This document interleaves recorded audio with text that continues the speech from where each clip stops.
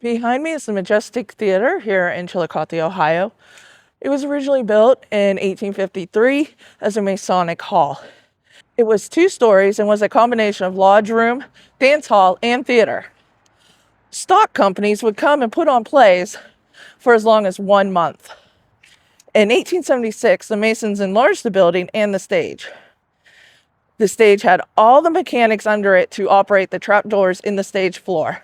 The seats could be removed on the first floor and replaced with movable sections with bracing to provide a flat floor for dancing and roller skating, and could seat 400 to 500 people. When it was completed in 1876, it was declared that the Masonic Opera House was one of the finest theaters in the state. On July 29, 1895, the Opera House was lighted for the first time with electric lights. It was one of the first buildings here in Chillicothe to have electricity. They also had their own generator and sold electricity back to the city. And in 1896, they acquired the Edison Vitascope, showing life-size moving pictures. It was the first showing of motion pictures in Chillicothe. In 1904, it was bought from the Masons by A.R. Wolf, who remodeled the theater and enlarged the stage.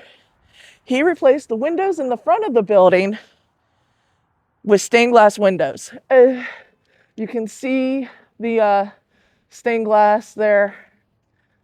Their leaves and like ivy. A.R. Wolf sold the theater in 1915 to the Myers Brothers. The Myers Brothers installed a movie screen and equipment. They changed the name to the Majestic Theater. It's the oldest continuously operating theater in the U.S. Some stars who have played here are George M. Cohan from Yankee Doodle Dandy, Milton Berle, Laurel and Hardy, George Arliss, and Buffalo Bill's Wild West show, and also Bob Hope. During the 1918 Spanish flu epidemic, nearby Camp Sherman was it was horribly hit with all the World War I soldiers there.